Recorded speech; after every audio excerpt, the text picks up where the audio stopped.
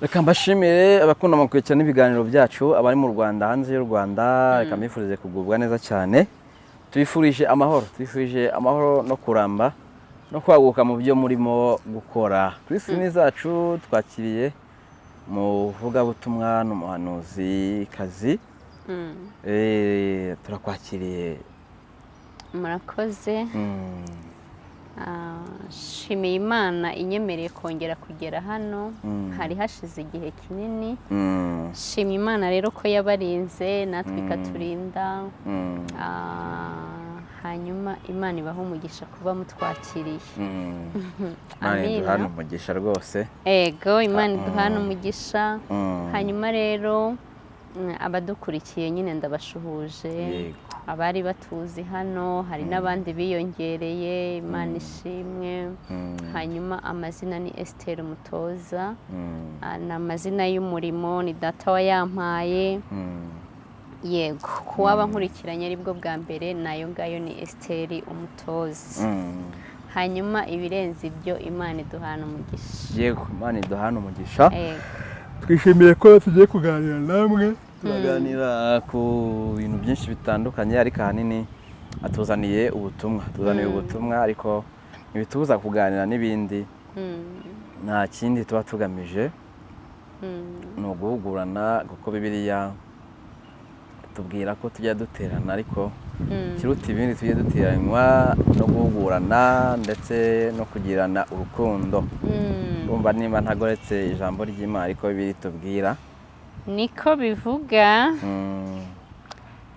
wenda ukiri aho reka nyasome ko Mwuka Wera niwe utuyobora kuko ngo itegeko rirusha ayandi gukomera ubuze urukundo Yesu baramubajije baramubwira ngo ese itegeko rirusha ayandi gukomera ni irihe amina haleluya arangije reka tuhasome muri Mariko 13 duhite dukomereza ko umurongo Mariko 12 ku murongo wa 28 ngo ni ukumwe mu banditsi yumvise bajya impaka amenya yuko abashubije neza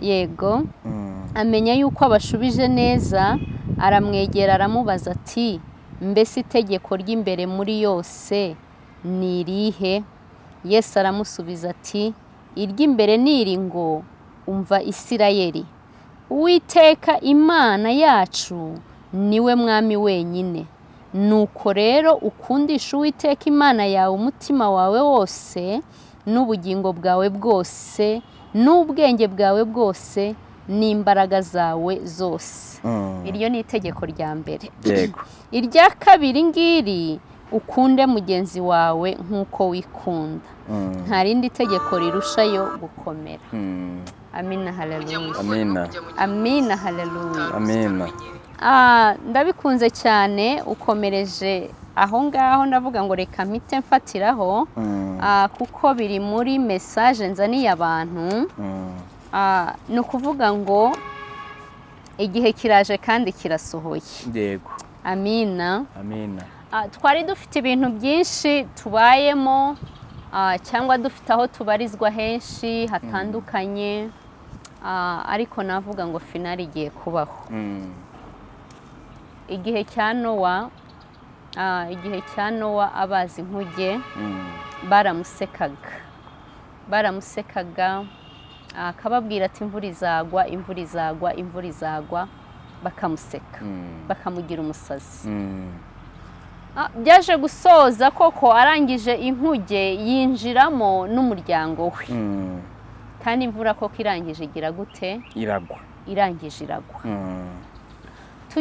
tugere i Sodomu n'i Gomora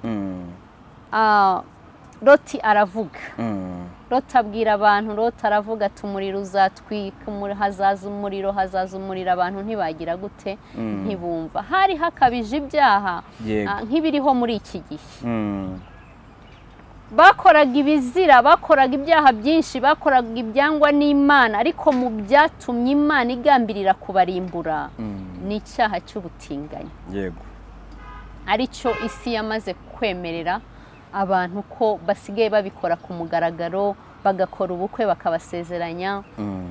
N'aha tujya tubabona bihandagaza ku makamera bavuga ko ari abatinganyi. Bivuga ngo n'aha turi biremewe. Ibyo rero nibyo byatumye Uwiteka arakara igihe yoherezaga marayika ngo ajye kuburira Loti.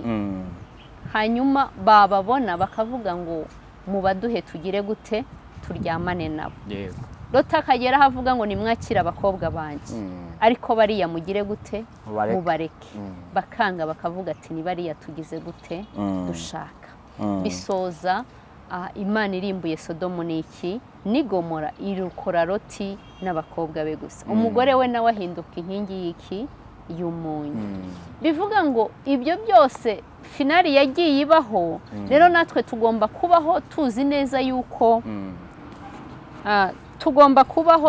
neza yuko finali y'ibi bintu turimo nabyo igomba kugira gute, kubaho.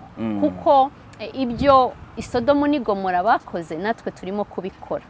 Nureba kuri iki gihe urasanga ubusambanyi bureze, ubusambanyi bureze, ubutinganyi bureze, ubwicanyi bureze, ubugome bureze, urukundo rwarakonje. Nyamara turabwiwe ngo mu mategeko yose muzi ayaruta ayandi n'ayabiri, gukundisha Uwiteka umutima wawe wose n'ubwenge bwawe bwose n'intekerezo zawe zose, kandi warangiza ugakunda mugenzi wawe nk'uko ugize gute, wikunda. Bivuga ngo rero urukundo rurabuze muri iki gihe, kandi nirwo rwa mbere, niryo tegeko rya kabiri. Nyuma yo gukunda Uwiteka ukamukundisha ubwenge bwawe, ukamukundisha umutima wawe wose, ugomba no kurenzaho ugakunda iki, mugenzi wawe.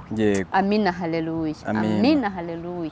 Nari ndimo mvuga rero ngo bigiye gusobanuka ibyo twabayemo tubeshwa, twigishwa inyigisho zitari zo, dutinya kuvuga ukuri ngo abantu bamenye ukuri bakizwe, tugendeye ku madini tubarizwamo. Nge nkunda kuyashiraho ikibazo cyane, kuko buri iyi dini n'itorero bigize gute, biratandukanye. Hano turi mu madini menshi, ariko mu by'ukuri usomye amagambo ari muri Amosi 3:3, Amosi 3:3, hari amagambo avuga ngo mbese abantu babiri bajyana gute batasezeranye.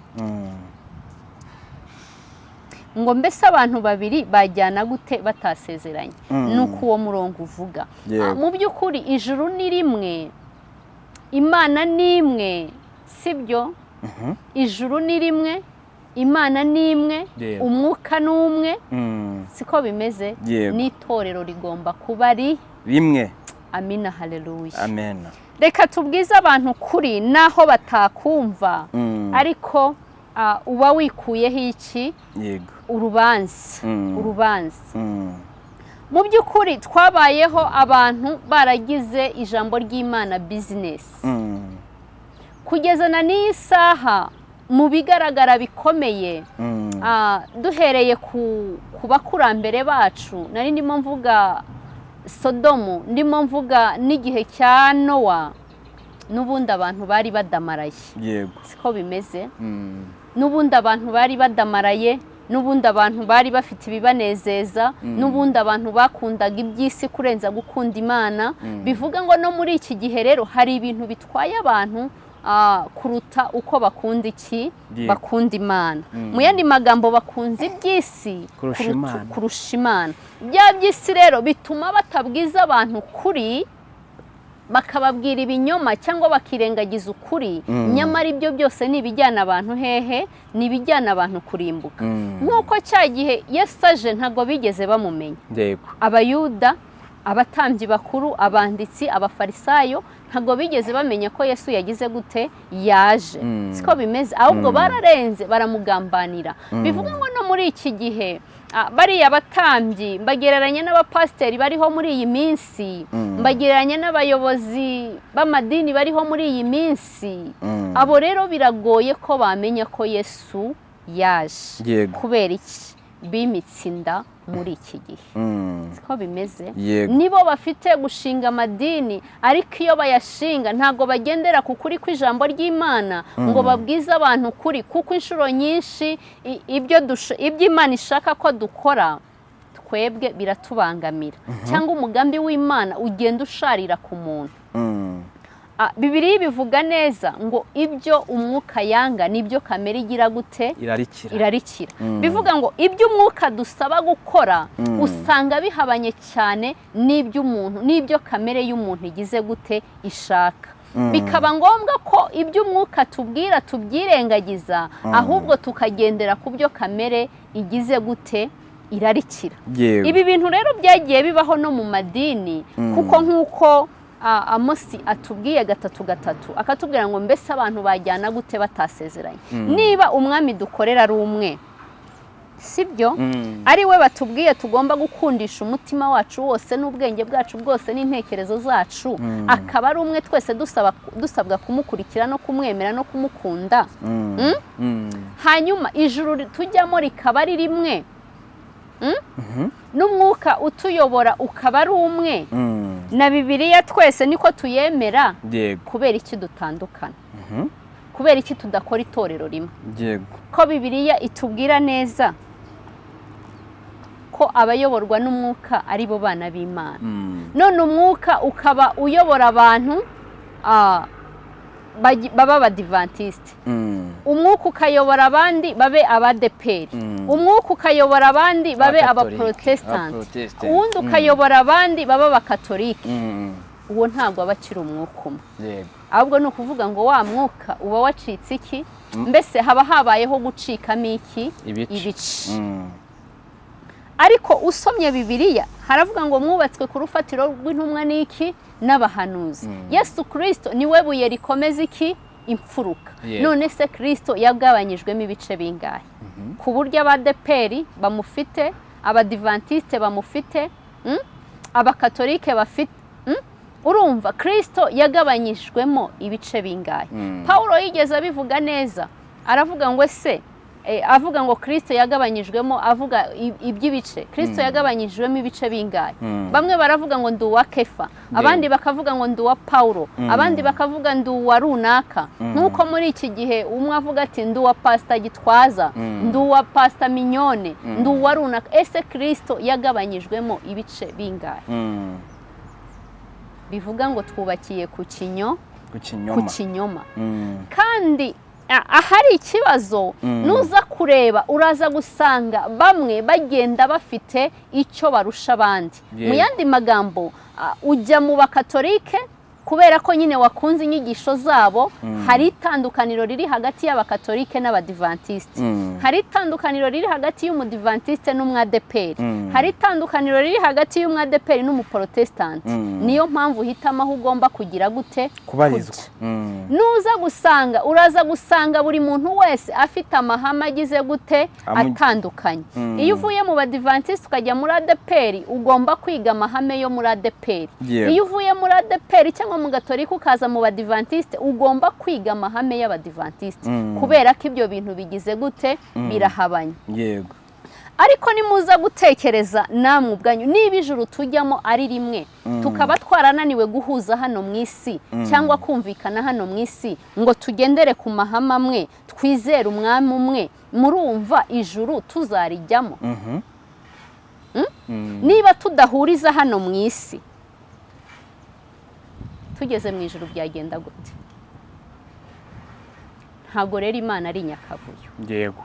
Nta nubwo ijuru tujyamo ari inyakavuyo. Bivuga ngo ibi ngibi bigomba kugira iki? Iherezo. Yego. Ibi ni amadini kugira ngo munabyumve neza, iyo ugiye kurishinga ntabwo ugenda uvuga idini. Ni nk'amakoperative cyangwa amasosiyete.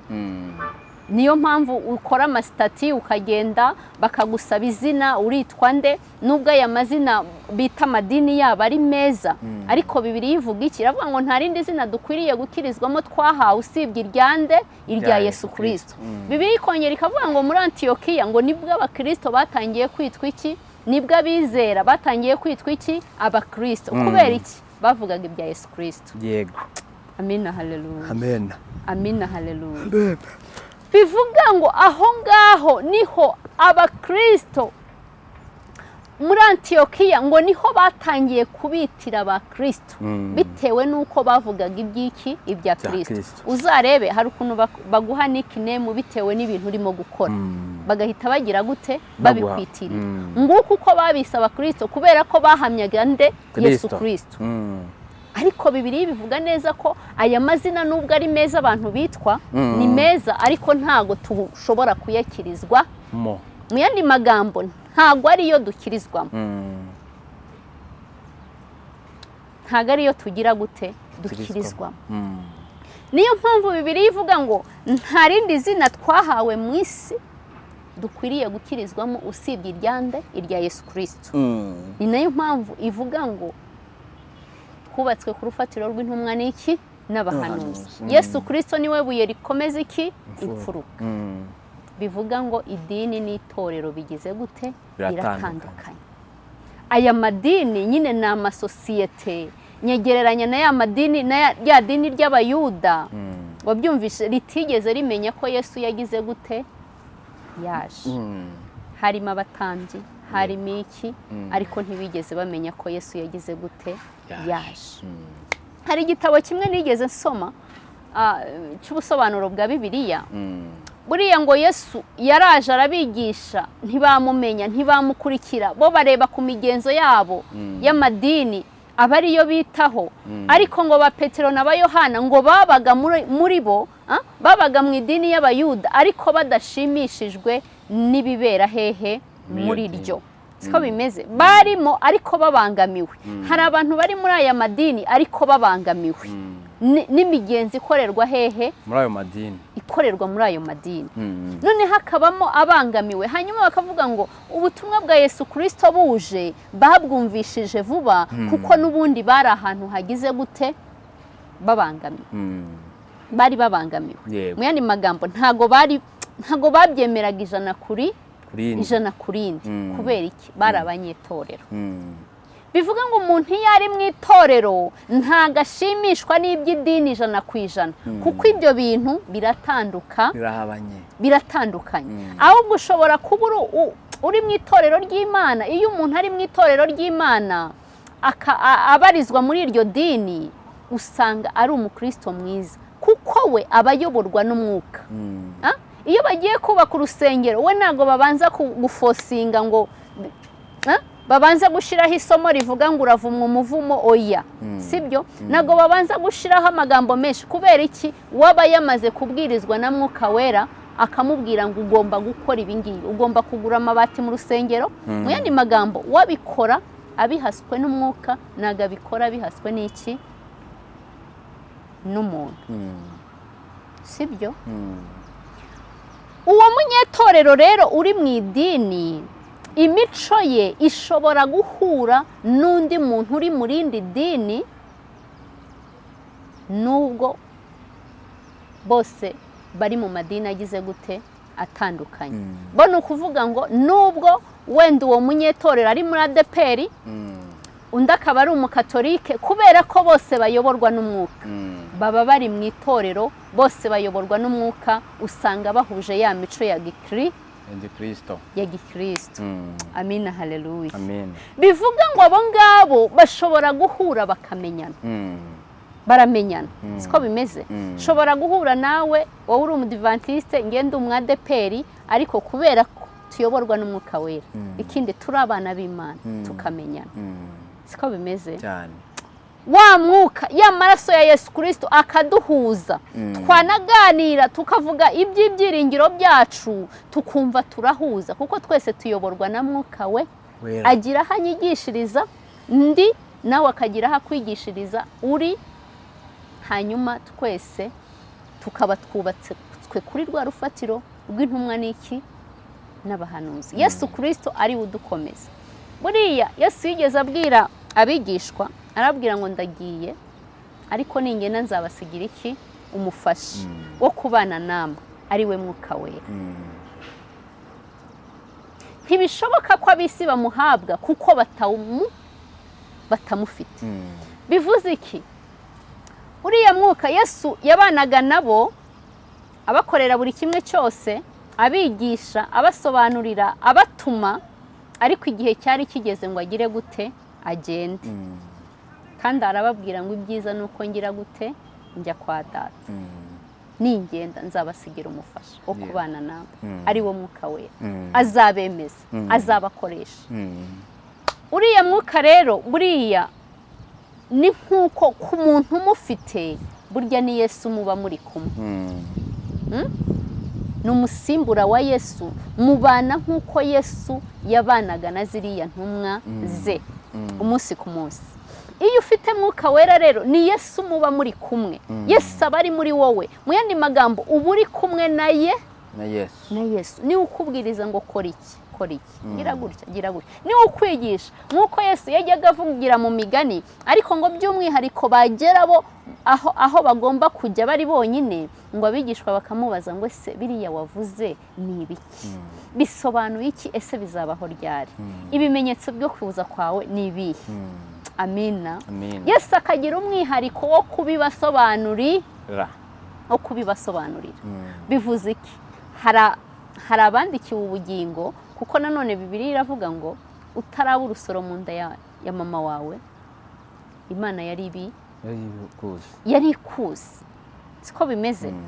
Bivuga ngo rero aka gakiza umuntu agaha, ni Imana yakugeneye ubugingo, we nta ruhare ubigiramo kugira ngo ubone iki, ubone ubugingo. Kuko utaraba urusoro mu nda ya mama wawe, Imana yari yaramaze kukwandikira iki, ubugingo. Ariyo mpamvu nanone Bibiliya ivuga ngo muzirikane guhamagarwa kwanyu, kuko ab'imfura bahamagawe atari be. Bivuga ngo niba waragize amahirwe yo guhishurirwa ukuri, ukamenya agakiza k'ijambo ry'Imana, ugasobanukirwa Yesu Kristo nk'umwami n'umukiza wawe, hari benshi batabizi. Siko bimeze. Bivuga ngo ibyo bintu ntago wakabitesheje iki, agaciro. Amina. Wakabaye ubiha agaciro, kuko ibyo nibyo bigomba kuguhesha ubugingo. Muri Ezekiyeli hakavuga ngo nzabaha umutima musha, mbakuremo umutima ukomeye nk'iki, nk'ibuye. Bivuga ngo ni Imana igize gute ibikora. Rero abantu bafite ubwoba muri iyi minsi, bari ibintu byabacanze, ibintu byabaye byinshi mu mitwe, ariko icy'ingenzi ni ugukomeza agakiza wagize gute, waronse. Ni ugukomeza agakiza waronse. Kandi mbabwiza ukuri, turimo kwegera ku musozi, ibintu bigiye gusobanuka. Nari ndimo mvuga ku bintu by'itorero n'idini. Itorero ni rimwe, aya madini ntabwo azajyana abantu mu ijuru, kuko ibyayo bigiye kurangira. Siko bimeze. Nimvuga hano insengero barazifunze, ntabwo abantu bari babyiteze. Siko bimeze. Ndetse n'ibindi, nubwo bagerageza gukora amasuku, ariko n'ubundi bazongera bafunge. Siko bimeze. Bazongera kuba gufungwa kw'izi nsengero. N'ubundi bazongera bafunge.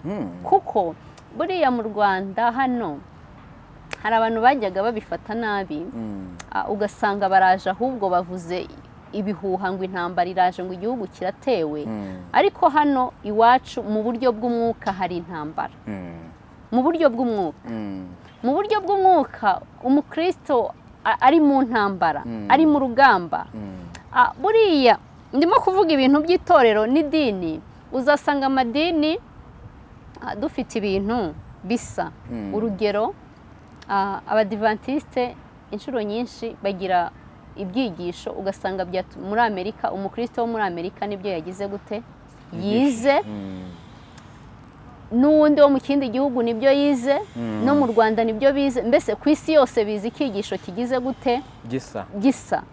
N'abakatolike barabigira, sibyo?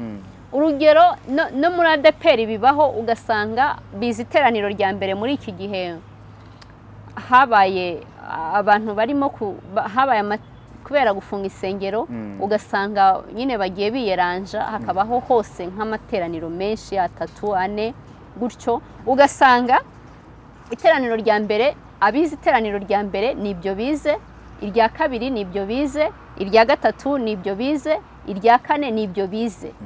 Ibyo bintu ntago ari byo. siko bimeze byose ntago ari byo. Izo ni gahunda z'amadini, ntago ari gahunda z'itorero. Iyo ni gahunda y'idini yashyizeho gusenga ibyiciro bingahe? Bitatu cyangwa 4 cyangwa 5. Ariko abantu bose baje aho ntago bakeneye kurya ibyo kurya bimwe.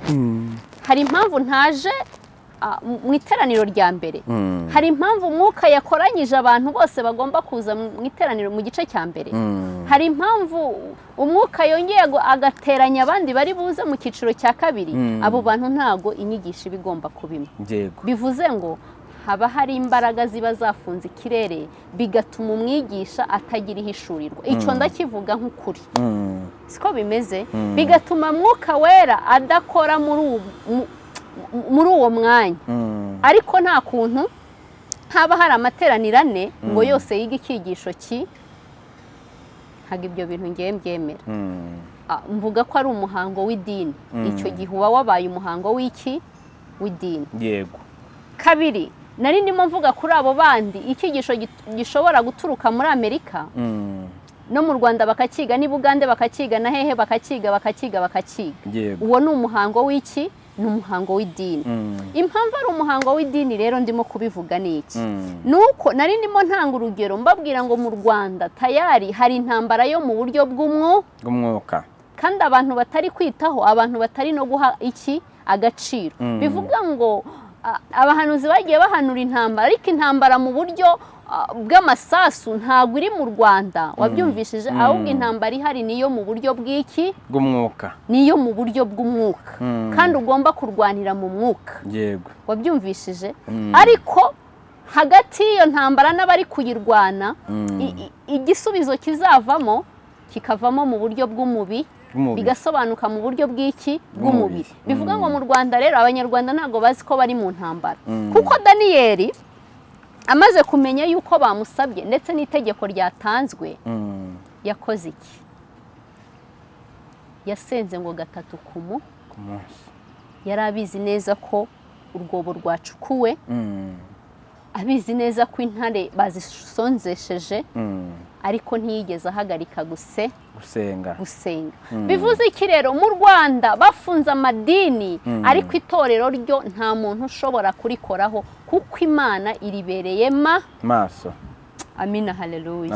Amina, haleluya. Kandi nubwo hari abantu benshi batarimo kujya gusenga nko mu byaro rwose, hano mu mujyi ho mufite amahirwe, ariko mu ntara usanga nko mu karere hafunguyemo nk'urusengero rumwe, ugasanga wenda n'urw'abakatolike cyangwa se ugasanga n'urw'abadivantiste, ariko umupantekoti akaba atajya gusenga mu badivantiste, cyangwa umudivantiste akaba atajya gusenga mu bakatolike. Kubera iki? Ya myigishirize mibi twagiye tugira gute? Duhabwa y'amadini. Ugasanga abantu barimo gukunda idini kuruta uko bakunda Kristo. Sibyo? Yego. Nyamara ubaye uri mu itorero, ubaye uri umukristo, wagenda utitaye ngo ntabwo ari idini ryanjye, kuko harimo kuvugirwa Imana, byanze bikunze hari icyo utwara. Yego, hari icyo utwara. Ariko kubera ko abantu bakunze idini cyane, niyo mpamvu abantu benshi bicaye bategereje ngo bazadufungurire. Bamwe abandi babikuyemo kugwa. Ariko ibyo byose ni imyigishirize mibi yo kwigisha abantu idini, yo gushaka abayoboke babishyiraho kubw'inyungu zabo, barangije bigisha abantu nabi. Nibyo bibaza abantu bagize gute bafite. Ariko nagira ngo mbabwire ngo itorero ry'Imana ryo nta muntu warikoraho mu ntambara zose bazacamo, mu bibazo byose bazacamo, kubera ko Imana yabageneye ubugingo, izabarwanirira kandi izabayobora inzira bagomba kugira gute kunyuramo. Sibyo? No gupfa ntago bizabatera ubwoba. Niyo mpamvu bicwaga Stefano, bamutera amabuye akavuga ngo ijuru rirakingutse mbonye umwami wanjye. Wabyumvishije? Kubera iki? Ntago bishe umubiri w'inyuma ariko umwuka ni muzima. Amina haleluya, amina haleluya. Bicaga umubiri w'inyuma ariko mu by'ukuri umwuka we mu mwuka yahitaga areba ijuru. Wabyumvishije? Rero uriyo yarangiza ntiyite ku mubabaro arimo kubabariramo hano mw'isi. Niyo mpamvu na ba Petero bavuga ngo ntimumbambe nk'umwami wa, ahubwo mumbambe muncuri. Izo mbaraga bazikuraga hehe? Nuko bari mu mwuka cyane. Amina, amina. Bivuze ngo rero ni ngombwa ko abakristo bamenya ko ibi bintu by'amadini bicuye igihe, kuko itorero noneho ry'Imana rigiye kujya ku karubanda, rikorere ku karubanda, rihamye nk'uko intumwa zagiraga gute zahamyaga. Hanyuma babandi rero bubatse ku madini, ndagira ngo mbabwire ko abo bakuru banyu bamaze kubagurisha. Muri ibi bikomeye bazajya bagendana na gahunda zare uko bariya abafarisayo. Wabyumvishije? Bariya batambyi batigeze bamenya ko Yesu yaje, ntibamenye ko yapfuye, ntibamenye ko yazutse, niko n'ibindi batazamenya ko ari ikibazo. Bivuze ngo rero abana ni bakuri. Amina haleluya, amina haleluya. Reka soma andi magambo ari muri Mariko 9 ku murongo wa 30. Mariko 9 umurongo wa 30.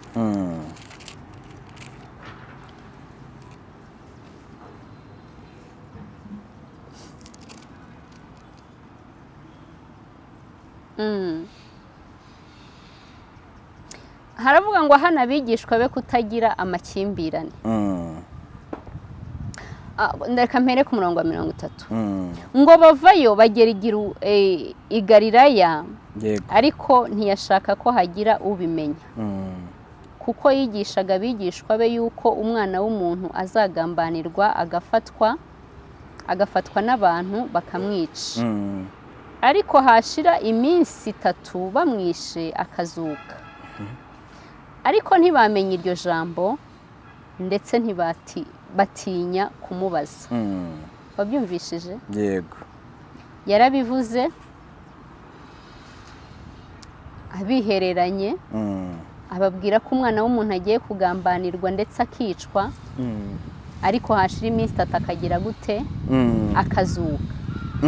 Ngo ariko ntibabimenya, ariko ntibamenye iryo jambo ndetse batinya kumubaza. Wabyumvishije? Noneho bagera i Kaperinawumu, ngo yinjiye mu nzu arababaza ati icyo mwahoze mugira impaka tukiri mu nzira ni iki? Baramwihorera, kuko mu nzira bahoze bajya impaka z'umukuru wabo uwo ari we. Aricara ahamagara abo 12, arababwira ati umuntu ushaka kuba uw'imbere n'ab'inyuma ya bose ndetse abe n'umugaragu wa bose. Azana umwana muto amuhagarika hagati yabo, aramukikira, arababwira ati uwemera umwe mu bana bato nk'uyu mu izina ryanjye ninjye aba yemeye, kandi unyemera sinjye yemera gusa, ahubwo aba yemeye n'uwantumye. Amina haleluya, amina. Ndashaka kugaruka kuri aya magambo Yesu yababwiye ko umwana w'umuntu agiye gufatwa akagambanirwa, hashira iminsi 3 akagira gute? Akazuka. Ayo magambo ntago bigeze bayamenya, ayo magambo ntago bigeze bayaha iki? Agaciro. Ahubwo bo bahise bavuga ngo se ninde noneho ko Yesu yari umukuru wacu, ko Yesu yari umuyobozi, ahubwo batangira kwiburanya mu mutima bavuga ngo ninde uri butuyobore. Sibyo? Yego.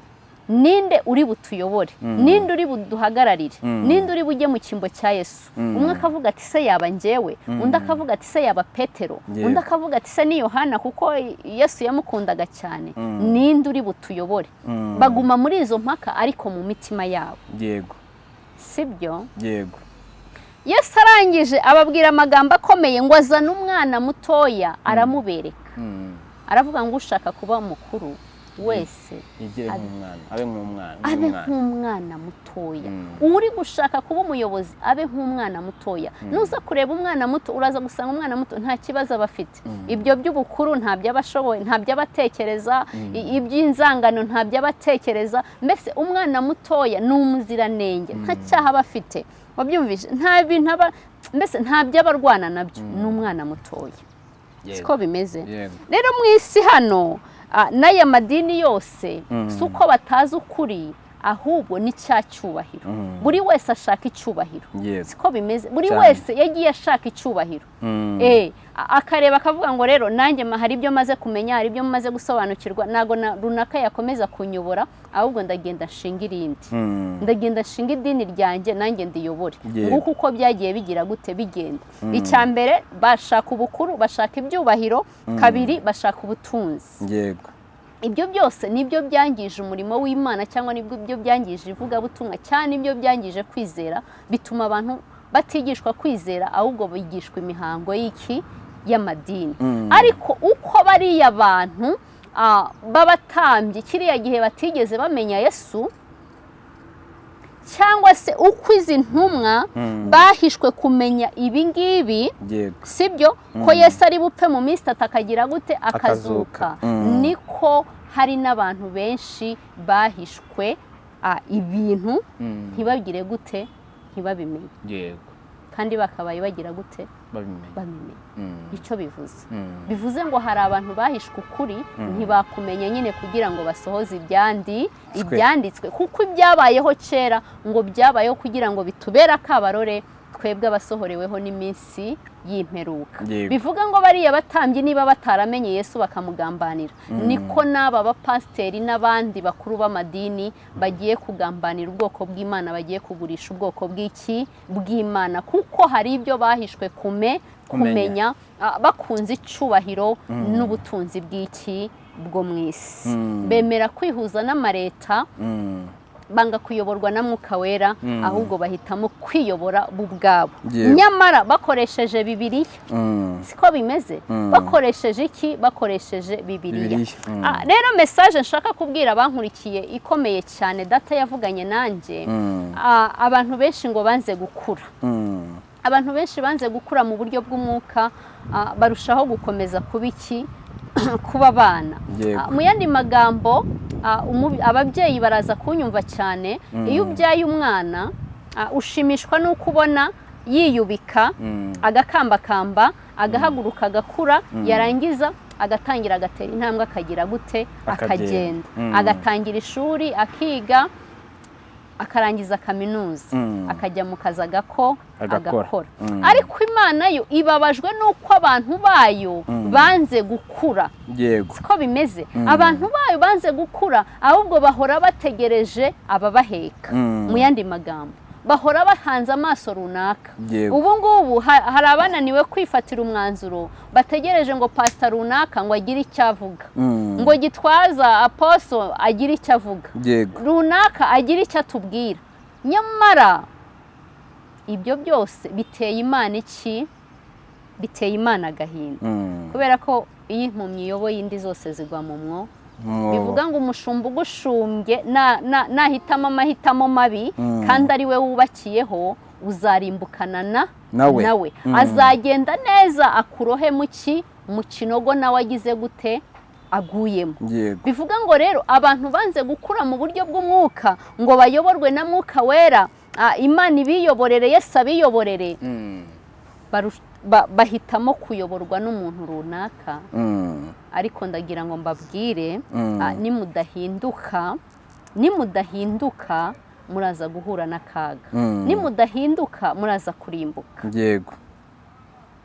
Data yavuganye nanjye ampa urugero, arambwira ngo iyo umwana afitanye ikibazo na se, yego, iyo hari icyo ashaka kumusaba aca kuri mama we. Yego. Akabwira mama we ati ndakwinginze nyingingira data mpiki.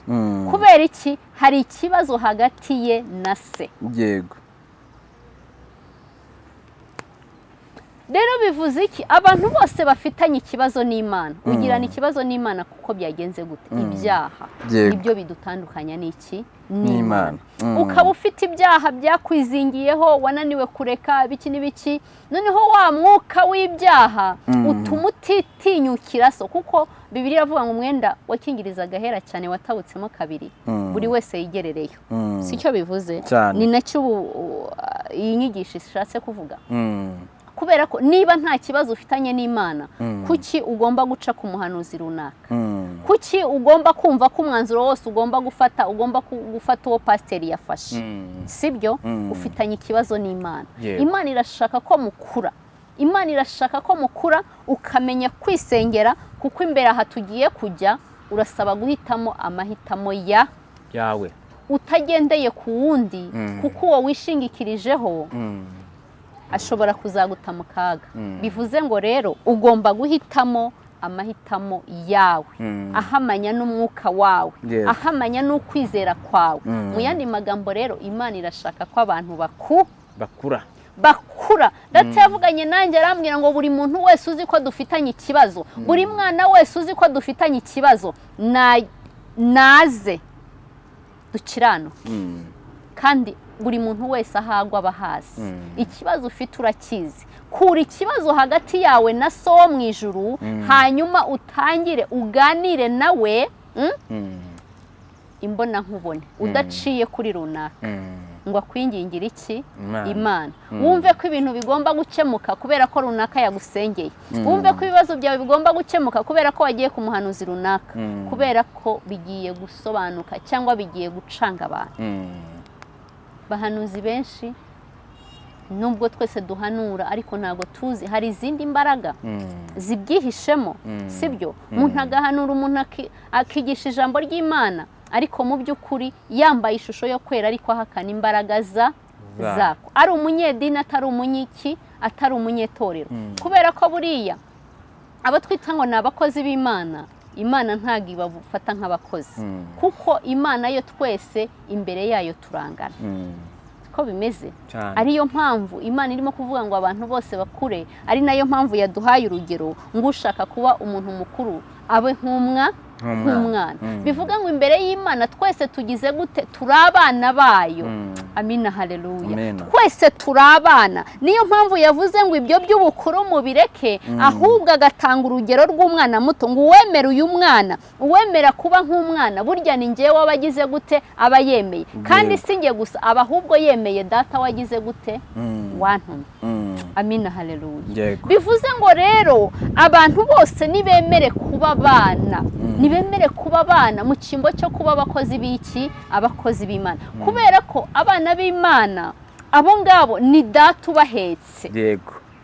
Siko bimeze? Urabona umubyeyi iyo abyaye umwana nyine aramuheka, ariko iyo amuhetse nta mubyeyi urabona wahetse umwana ngo narangiza azane undi mwana mushira inyuma ye. Yego. Siko bimeze? Ngo azane n'uwa gatatu mushira inyuma ye.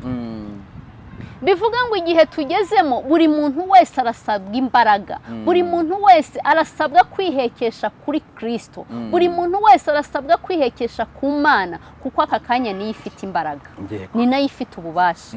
Bivuze ngo na wa pasiteri niyemere kuba afata urugero rwo kuba umwana, ace bugufi yumve ko ari umwana, no mu buryo bw'umubiri aba umwana, no mu buryo bw'umwuka aba umwana, narangiza yihekeshe ku Mana. Kuko niho tugeze, ibihe tugezemo bigize gute? Birakomeye. Namara kwihekesha ku Mana rero, afata imitwaro ye yose Imana yimugire gute? Nitugera mu bikomeye rero, nk'uko ubona umubyeyi iyo ageze kuri bariyeri atanga ibyangombwa by'iki? By'umwana. Siko bimeze? Kuko umwana nyine ntacyabazwa kuko ni umwana. Bivuga ngo rero mu bikomeye biri imbere, wowe wahisemo kuba umwana, wowe mwana w'Imana, so azagusobanura. Amina, haleluya. So azagira gute? Azagusobanura. Aho bikomeye azagusobanura. Niyo mpamvu yabwiye abigishwa. Ndatekereza kuri ndaza kuhasoma. Yego. Yesu yarababwiye ngo abwira abigishwa ngo bazabagambanira, bazabafunga, bazabakubitwa, bazabakubita, bazabajyana mu nkiko. Biraha muri Mariko turaza kubisoma mu gice cya 13 ngo ariko ibyo muzavuga si mwebwe muzabyiha, ahubwo ni Mwuka Wera. Mbese aho muzaba muri ibyo muzavuga muzabihabwa n'iki? Na Mwuka. Ibyo muzasobanura, ibyo muzavuga muzabihabwa n'iki? Na Mwuka. Mu yandi magambo, uba wamaze kuva, we ntago uba ukiri muri uyu mubiri, ahubwo uba wambaye izindi mbaraga za Mwuka Wera cyangwa izindi mbaraga z'ubumana. Bivuze iki rero? Imana iguhetse kubera ko uri umwana, niyo izagusobanura, niyo izaguha ibyo kuvuga, niyo izakubwira ngo nyura aha, niyo izakurinda, niyo izaguhisha. Icyo usabwa wowe ni ukwemera kuba umwana wayo bwite. Amina, haleluya. Amina, haleluya. Nicyo usabwa. Bivuga ngo rero ni igihe cyo kwisuzuma, ukareba ikintu cyose cyagutandukanyaga n'Imana, ahubwo ukagira gute? Ukareba ahubwo ibiguhuza na so, bituma akwitaho, bituma guheka, bituma guhisha, bituma kubwira icyo ugomba kugira gute? Gukora, binyuze mu mbaraga z'iki? Za Mwuka Wera. Ndumva rero ngeze ku musozo w'iki kiganiro. Abantu nibaba bana, kuko kuba umukozi cyambere abakorera ibihembo. Niyo mpamvu navugaga ku bantu b'abapasiteri batari bwemere guhinduka nk'abana ngo bareke icyubahiro. Wabyumvishije? Abo baraza guhura n'ikibazo, abo baraza kuba abakozi. Umukozi rero iyo akoze ikosa rimwe, kabiri, gatatu, bwa mbere ushaka kukwihanganirwa, kabiri ukihanganirwa, ariko gatatu ukagira gute? Ukirukanwa. Siko bimeze? Rero bivuze ngo aba bitwa ko ari abakozi, nabo nibaba abana b'iki? B'Imana. Siko bimeze?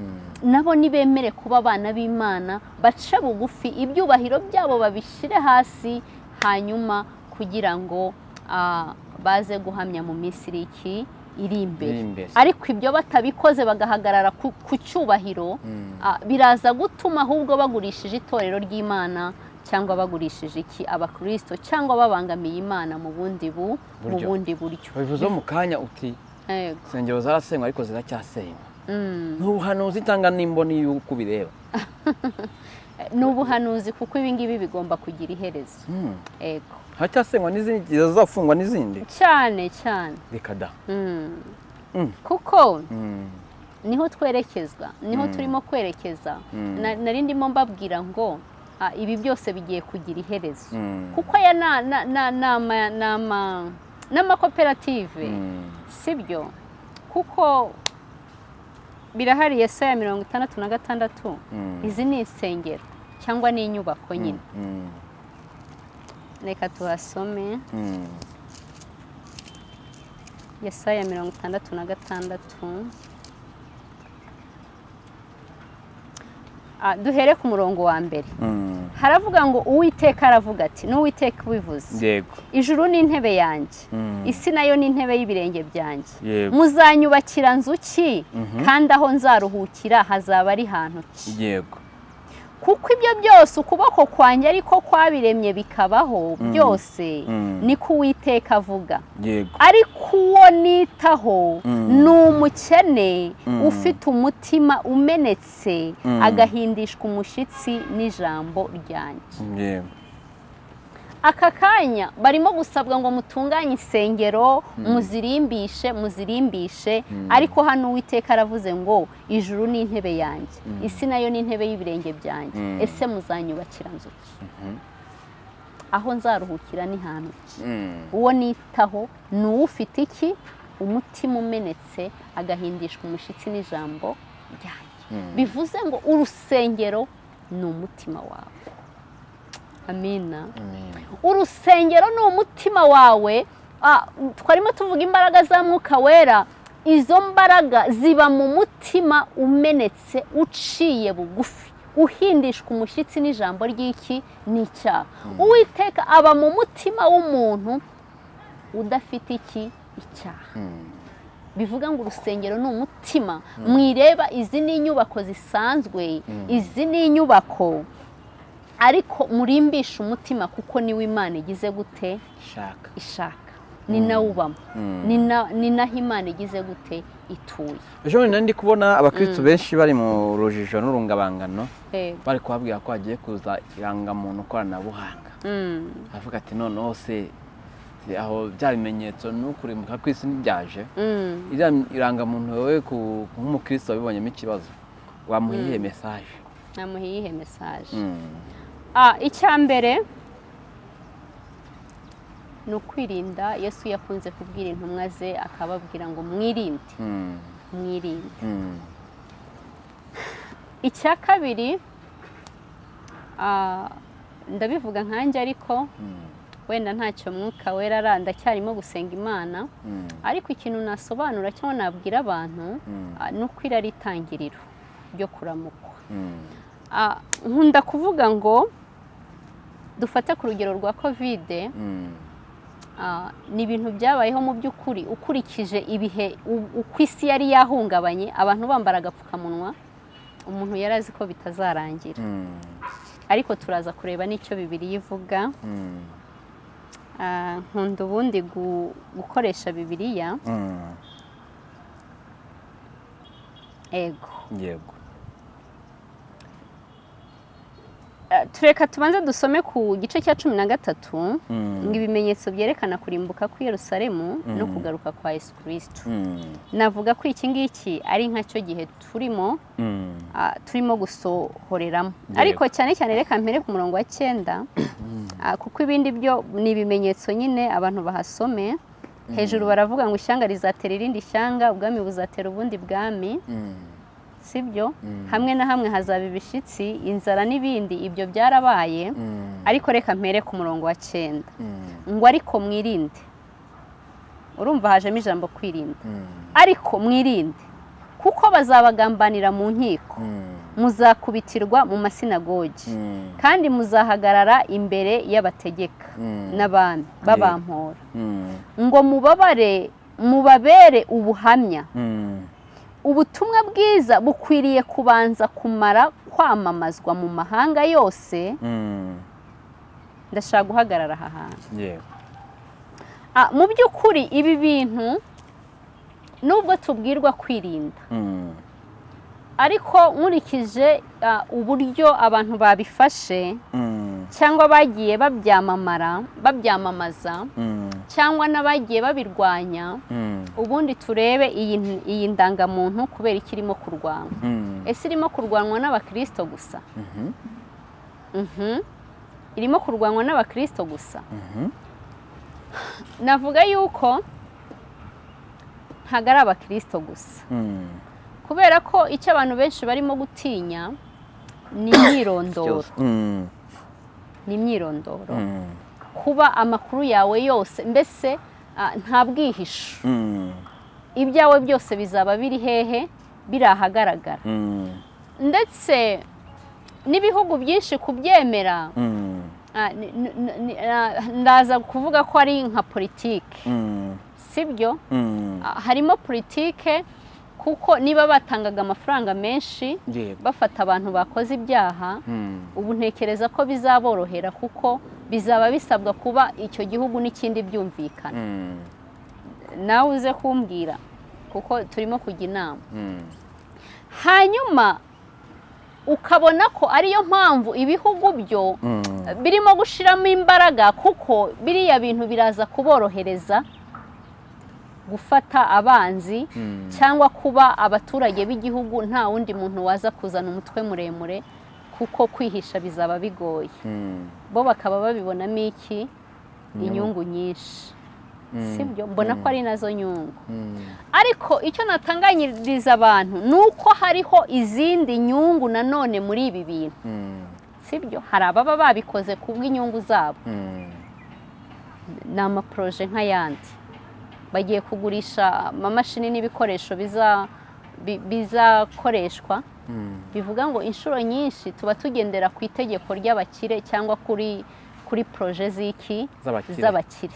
Ibi bihugu byacu rero bindi nabyo bigatinya nubwo ibyo bintu birimo ingaruka ariko bakareba se hari inkunga ziri buze. Siko bimeze. Hari inkunga ziri buze ibiki n'ibiki nubwo ibi bintu hari abantu mbese ugasanga bose barimo kureba ku nyungu za, ariko ubundi urebye mu bintu by'ubumana si byiza ko umuntu akumenya wese, sibyo? Kuko byonyine uzarebe n'umuntu wubatse mu busanzwe asabwa kugira ibanga ry'urugo. Rero bivuze ngo niba ari ngombwa ko amakuru yawe yose ari ku karubanda, buri wese uyakeneye ayabona, buri wese uyasabye ayahabwa, muri make nta bumuntu burimo. Njye navuga ko n'umuco tugiye kuwuta, siko bimeze. Kuko niba hari ibintu byose bigiye kujya ku karubanda, n'ubundi n'ibindi byose nta uzabwirwa ngo gira ibanga, gira gutya, oya. Kandi n'ubundi tubwirizwa ko ibintu byose bigomba kujya ku karubanda. Rero mu yandi magambo navuga ko ku ruhande rwanjye nk'umuntu, ariko bivuze nk'umuntu ntago ari umwuka kuko ndacyasenga nsaba amakuru, ariko hano baratubwiye ngo ariko mwirinde kuko bazabagambanira mu nkiko, muzakubitwa. Ese aka kanya abantu bagiye kwanga indangamuntu bazaba bari kuzira iki? Niba bafunga bazaba bari kuzira guhamya cyangwa bazaba bari kuzira ko banze indangamuntu? Hari kuzira ko banze indangamuntu. Indangamuntu niba tubwira uti gabundi wiba kugenda irangamuntu rimwe ikaguta igatakara, kiri kugira ngo gushakisha irangamuntu kayibura, ibintu nk'ibyo. Mu gihe twamaze kubirangamuntu koranabuhanga biroroshye, nta muzongera guhura mu nzira nka kubwengozana irangamuntu. Yego. Ukumva se nta cyiza kirimo. Ni ukuvuga ngo aka kanya ntabwo ni polisi agufata mu muhanda perimi iri he, niba wibagiriwe mu rugo nta kibazo, azaba afite mashini arebe ahitabera kuko perimi urayifite. Nabo bati uno butaka ko harimo urujijo biki n'ibiki, arebe bavuga ati dore ubutaka n'ubwanjye. Yego. Amakuru yose ari. Niyo mpamvu natanze urugero mvuga ngo kwirinda ni byiza, siko bimeze. Ariko banza umenye ngo ese ubu ngubu ngende kubifata mu buryo ntabwo ibi bintu ikibazo kiri ku bakristo gusa, ahubwo kiri no ku bantu bandi batinya ko byabagiraho ingaruka ariko batari n'abakristo. Siko bimeze.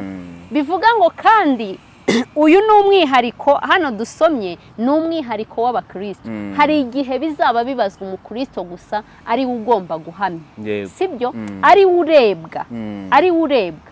Ariko aka kanya ntabwo ari abakristo bafite ikibazo cy'iyi ndangamuntu gusa. Uruhande rumwe nanjye ndabizi ko atari byiza, nibyo nari ndimo gusobanura. Ariko urundi none se reka nkubaze, iyo barimo kugira abantu benshi batunze amatelefone, siko bimeze? Kuri iki gihe kugira ngo usabe baguhe simukadi bigenda gute? Baragufotora. Ntago ntibagufotora. None se icyo baba bafashe ni iki? Ni imboni zawe. Ni imboni zawe. None se ugira ngo bwo aya makuru bayashatse niyo utajyayo bayabura? Niba kakanya ukoresha telefone ku ma Facebook n'ibiki, ibintu byinshi kuri iki gihe kugira ngo hari n'amaprograme kugira ngo yafungure bigusaba nyine kugufata gutya. Niyo simukadi biragufata bisaba gufata ingoni. Abantu bagiye hanze murabizi, iyo ugiye n'ubundi ni ngombwa bagira gute? Baragusikaninga. None si ibyo bintu ntabwo ubundi babifashe, ntibabifite. Rero icy'ingenzi cyo nabona, abantu nibashaka Imana bitandukanye n'icyaha n'igisa nacyo, bagira imbaraga za Mwuka Wera, bashakisha Umwuka Wera kuko niwo muyobozi. Hanyuma Mwuka Wera azabayobora icyo gukora bitewe n'iki n'igihe abantu bagize gute bagezemo. Ariko aka kanya barimo kubifata nk'akavuyo. Bya bindi natangiye ruguru mvuga ngo hari ukuntu twigishijwe, sibyo? Dufata ibintu nk'iki nk'itegeko ngo akarengane kazaza ariko nta mbaraga ufite zo kuzahagarara muri ako karengane. Siko bimeze ngo ibi bizagenda gute ariko nta mwuka ukuyobora ugize gute ufite. Abantu rero ni bitandukanye n'icyaha n'igisa nacyo, hanyuma bahabwe mwuka wera. Mwuka wera azabayobora icyo gukora. Naho ubundi bintu turabifite, n'ubundi wabikora utabikora imyirondoro yawe n'ubundi barayifite, ntibanayibura, sibyo? Wafashe ayo masimukadi ukoresha telefoni, n'ubundi bagiye muri systeme ya MTN, ibyo bintu n'ubundi bagira gute? Babibona, sibyo? Rero abantu bihangayikishwa n'ibi bintu, ahubwo bashake mwuka wera, kuko mwuka wera naba ari muri wowe azakubashisha gukora icyo usabwa gukora, kuko uri umwana w'Imana, kandi umwana w'Imana wandikiye ubugingo, byanze bikunze ntago azarimbuka ahubwo azakira. Bivuze ngo rero abantu bipanika ngo indangamuntu ngo ibiki n'ibiki, ahubwo mbere y'uko ayifata nabanza ashake mwuka wera kandi yikiranure. Uwo mwuka wera niwe uzamuhitishamo icyo agomba kugira. Yego, nibyo ngibyo nibyo. Umwuka nakwemeza ngo ubireke, uzabireka, kuko uzaba unafite n'imbaraga zo guhamya Imana. Yego, nuko bimeze. Abantu nibave mu rungabangabo bashaka Imana, kandi bakure mu buryo bw'umwuka, kuko uko gukura niko kuzatuma uhamya. Yego. Wavuze uti ishyanga rizatera irindi shyanga, intambara, ubwicanyi byiyongere. Rero nari ndi kureba n'ubundi butumwa umaze iminsi utambutsa, mbona muri guhanura isenyuka. Dufite ikiganiro cy'Uburundi twaza kubikora. Yego, ubwo reka dusoreza, ibindi uzabitubwira. Yego, duhe nimero yawe. Nimero ni 0780 10 8 5 3 6. Yego, ngewe uvuge 0780 10 8 5 3 6. Yego, mwakoze cyane abakurikiye kino kiganiro cyacu. Nyagasani abaho umugisha cyane. Ubundi ibiganiro nk'ibyo no kagaruka, ubutumwa bwiza, ubuhamya, ndetse n'ibindi byinshi tuzatubana kwa runo rubuga rwacu. Nibyo biganiro bigiye kujya biduhuza, kandi tumaze iminsi mu ntege nke rwose. Ariko ubu ngubu twongeye twagarutse, tugiye kongera tugiye tubana namwe mu biganiro byacu bya buri munsi rwose nta kibazo. Mwakoze cyane Esther. Yego, murakoze.